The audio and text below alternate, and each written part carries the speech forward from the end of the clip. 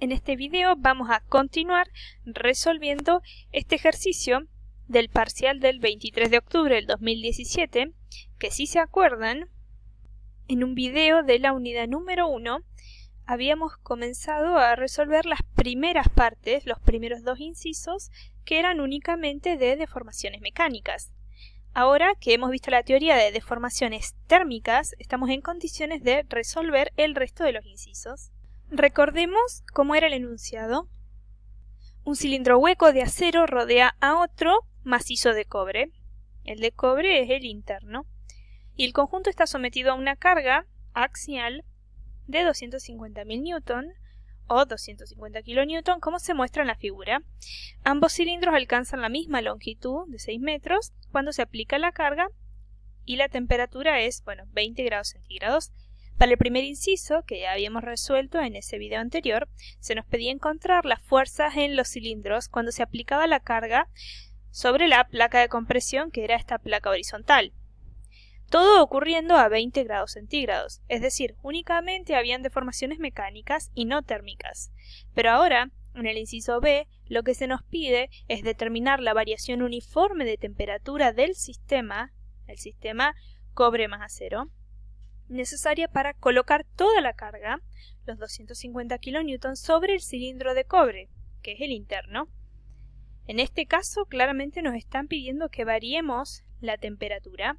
Ahora sí nos encontramos frente a una deformación termomecánica. En esta tabla, antes no habíamos utilizado algunos de los datos, ¿verdad? Porque no habíamos trabajado con temperatura. Pero ahora sí vamos a hacer uso de los otros datos que se nos dan. Tenemos por un lado alfa, que si recuerdan es el coeficiente de dilatación. Alfa era el que conocíamos como coeficiente de dilatación lineal. Tenemos los datos, observemos las unidades. Y por otro lado tenemos también datos de temperatura de fusión. Esto es importante ya que como probablemente tengamos que aumentar la temperatura del sistema, debemos tener en cuenta cuál es el límite hasta el cual podemos llegar sin que los materiales cambien de fase. Bien, analicemos la situación. En este momento tenemos ambos cilindros, uno dentro del otro, que están soportando una carga de 250 kN. Esta carga, en este punto, está repartida en ambos cilindros, como habíamos visto en el video anterior, y la carga se reparte según la rigidez de cada uno de los materiales, ¿verdad? Según su geometría y demás. Lo que se nos pide es que toda la carga recaiga únicamente sobre el cilindro de cobre. Y esto lo tenemos que lograr variando la temperatura del sistema cobre más acero. Entonces, a todo el conjunto lo vamos a calentar.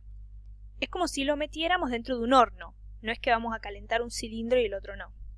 Todo el conjunto debe ser calentado a la misma temperatura para lograr este objetivo. Hagamos unas primeras observaciones. Tenemos, por un lado, la deformación térmica del cobre, que sabemos es igual a su coeficiente de dilatación, que es dato, por su longitud inicial, por este delta de temperatura, que es básicamente lo que nos están pidiendo, la variación de temperatura. Para el acero lo mismo, solamente que con su coeficiente de dilatación, que es dato también, y su longitud inicial. En este caso, el sistema, que está en paralelo, de momento tenemos que la longitud del cobre inicial y la longitud del acero inicial son las mismas. Y el delta T, la variación de temperatura, ambos también tienen la misma variación de temperatura.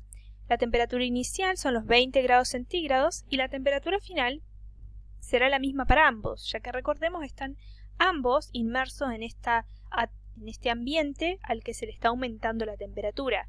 Un horno, por ejemplo. Luego, como las longitudes son las mismas, el único parámetro que varía, que es diferente, es el coeficiente de dilatación, donde observamos que el coeficiente de dilatación para el cobre es mayor que el coeficiente de dilatación para el acero, lo que significa que la deformación térmica del cobre será mayor que la deformación térmica del acero. Por lo tanto, al variar la temperatura, el cilindro de cobre se dilata más hacia arriba que el de acero. Por esto que decimos, el coeficiente de dilatación del cobre es mayor que el de el acero. Recordemos que el cobre es el interior y el acero es el exterior. Lo que estaría sucediendo sería algo así, ¿verdad? El del cobre se dilata más, hasta que finalmente toda la carga reposa únicamente sobre el cilindro de cobre, que es lo que se nos está pidiendo, ya que en un momento se desvincula del acero. Uno podría preguntarse, bueno, si yo empiezo a calentar el sistema, que inicialmente está a 20 grados, cuando ya esté a 21 grados, ¿ya voy a tener este desprendimiento? No, no va a ser instantáneo. ¿Por qué? Porque tenemos esta fuerza aplicada sobre los cilindros. Esta fuerza está ejerciendo una compresión sobre los cilindros que deberá ser vencida para lograr la desvinculación. Por lo tanto, no bastará con alzar 1 o 2 grados la temperatura. Deberá alzarse la temperatura lo suficiente como para primero vencer esta deformación de compresión y luego lograr la desvinculación. Recordemos entonces las expresiones de deformación térmica, como ya vimos, el coeficiente de dilatación lineal, la longitud inicial y la diferencia de temperatura. La deformación mecánica, ya la habíamos visto en la unidad 1, la fuerza, la longitud inicial, el módulo de Young y la sección. Y luego tenemos la deformación neta, que es igual a la deformación térmica más la deformación mecánica. A nosotros lo que nos interesa conocer es la temperatura a la cual ocurre esta desvinculación, es decir, justo un instante antes de que exista un espacio visible. Efectivamente, en ese momento, ambos cilindros tendrán la misma longitud. Tenían la misma longitud inicial cuando el proceso de calentar comienza y tendrán la misma longitud inicial justo en el momento previo a la desvinculación. Por lo tanto, diremos que la deformación neta del cobre será igual a la deformación neta del acero. Estamos pensando en esta situación, justo antes de que comience la desvinculación. ¿Por qué ponemos neta? Bueno, porque en este caso estarán involucradas deformaciones tanto térmicas como mecánicas. No podemos despreciar ninguna de las dos de momento. Escribimos entonces todos los términos para el cobre y para el acero. Ahora sí, aunque estamos planteando esta situación en la cual ambos tienen la misma deformación neta, recuerden que deformación es una unidad de metros, ¿verdad? Es la longitud inicial, la longitud final menos la longitud inicial. Entonces, claramente ambos cilindros están sometidos a una deformación térmica. Eso no se puede evitar porque ambos están siendo calentados según nuestro proceso. Nuestro proceso es calentar ambos cilindros. Lo que debemos darnos cuenta es que para nuestro caso, el caso en el que solo queremos que en el cilindro de cobre recaiga toda la carga, entonces, como está a punto de desvincularse el acero, lo que sí vamos a decir es, está a punto de ocurrir esto, ¿se ve? Entonces lo que podemos decir es que la deformación mecánica del acero es nula, porque estamos estudiando justo el momento en el que se desvincula, quedándonos esta expresión. Nos llevamos esta expresión y seguimos trabajando. Ahora reemplazamos por las expresiones equivalentes. Estas son longitudes iniciales. Y ahora tengamos cuidado de que la fuerza esta del cobre es esta fuerza, que recuerden es de compresión, por lo tanto es negativa. Y acá reemplacé por el valor negativo. Y ahora sí, podemos despejar el delta T, que es el que nos interesa. Saco factor común. Recordemos que el largo inicial del cobre y del acero son el mismo, así que lo vamos a llamar L0. Vamos a sacarlo factor común también aquí y despejar el delta T.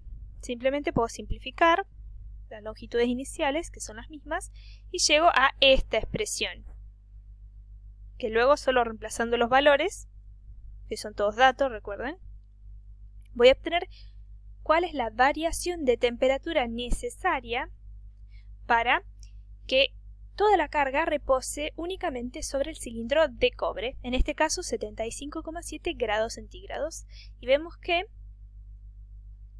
estaba en 20 grados centígrados y yo necesito un delta T de 75,7. Por lo tanto, he llevado la temperatura a 95,7. Ninguno de los materiales se funde a esta temperatura, así que es un proceso realizable. Resolvamos ahora el inciso C, en donde se nos pide encontrar la separación entre los cilindros necesaria para que no aparezcan esfuerzos laterales durante la variación de temperatura que se calculó en B.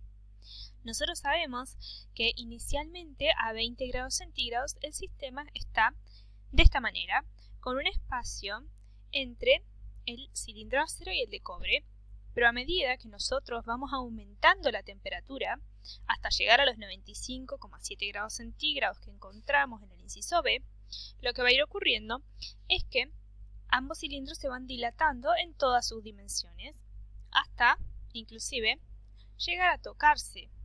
Nosotros queremos evitar esta situación. Queremos que al terminar el proceso de calentamiento lleguemos a una situación como esta, o en el caso límite, donde apenas comiencen a tocarse. Lo que vamos a hacer entonces es, primero recordar las expresiones que teníamos para los distintos tipos de deformaciones térmicas. Podíamos tener una deformación térmica lineal, en la cual hablábamos de un coeficiente de dilatación lineal alfa. Podíamos tener una deformación térmica superficial, donde hablábamos de un coeficiente de dilatación térmica superficial gamma, o podíamos tener una deformación térmica volumétrica, donde hablábamos de un coeficiente beta de dilatación volumétrica. Entonces, en este caso, vamos a trabajar con deformación térmica superficial. Recordemos que cuando trabajamos con materiales que podemos considerarlos isotrópicos, es decir, que tienen las mismas propiedades en todas direcciones, se va a cumplir que este coeficiente gamma es igual a 2 por alfa. Lo mismo ocurre para beta, que será igual a 3 por alfa. Comenzamos planteando entonces la deformación térmica para la superficie del cobre, que es, recordemos, el cilindro que está en el interior. Observemos que el caso límite sería que al final del proceso de calentamiento los dos cilindros se estén tocando, pero ¿quiénes son entonces los que coinciden? Bien, las superficies que deberían tocarse en el caso límite serían la del cobre, que es el cilindro que está en el interior, y el cobre debería coincidir con el hueco. ¿Se ve? No debe coincidir con la superficie del acero. Eso no tiene sentido, porque además la superficie del acero es la que está rayada de esta manera, de forma anular. Lo que en realidad coincide es la superficie circular del cobre con la superficie circular del hueco. Entonces planteemos la deformación térmica del hueco. El hueco, que corresponde en realidad a una superficie circular vacía, que tiene un diámetro igual al diámetro interno del acero.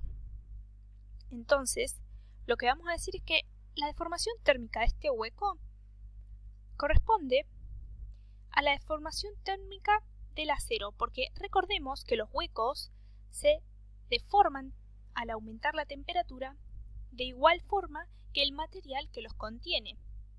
Es así que suponíamos que una deformación térmica era como ampliar una fotografía. Si el acero se dilata, su hueco se dilatará con él. Entonces podemos tratar este hueco como si fuera, en realidad, acero macizo. Por lo tanto, vamos a decir que la deformación térmica de este hueco podemos atribuirle el coeficiente de dilatación térmico superficial del acero, porque así se comporta. Su superficie inicial, por supuesto, será la del hueco. Será una superficie circular que corresponde al diámetro interno. Será pi por diámetro interno al cuadrado sobre 4, donde el diámetro interno es esto, que es como se indica en la figura. Y ahora trabajemos un poco más la expresión. Sabemos que el delta S es la superficie del cobre final menos la superficie del cobre inicial. Luego podemos despejar la superficie final, sacar factor común, la superficie inicial, y cambiar este gamma, que es un coeficiente de dilatación superficial, suponiendo que se trata de un material isotrópico, cambiarlo por 2 por el coeficiente de dilatación lineal alfa. Luego sucede lo mismo para el hueco. ¿Se ve? Donde claramente la diferencia es que esta es la superficie final del hueco. Este es el coeficiente de dilatación lineal para el acero, porque estamos tratando el hueco como si fuera acero mismo. Y esta es la superficie inicial del hueco. Planteemos entonces la condición límite, donde la superficie final del cobre y la superficie final del hueco finalmente coinciden. Para cualquier superficie del cobre al final del proceso que sea menor que la superficie final del hueco al final del proceso, cumpliremos el objetivo. Bien, trabajemos entonces con la condición límite donde ambas son iguales. Reemplazamos las expresiones que encontramos para cada una de las superficies y despejamos la superficie del hueco, que como vemos es la incógnita. Lo demás es todo dato. Está en la tabla. Tenemos por un lado los coeficientes de dilatación lineal, que son dato. La superficie del cobre inicial vamos a suponer que es la dada en la tabla. Y lo que vamos a variar o calcular es la superficie que debería tener el hueco al inicio del proceso para que al final del proceso no se toquen el proceso de calentamiento, ¿verdad? Y este delta T es el delta T que encontramos en el inciso B. Reemplazamos entonces los valores.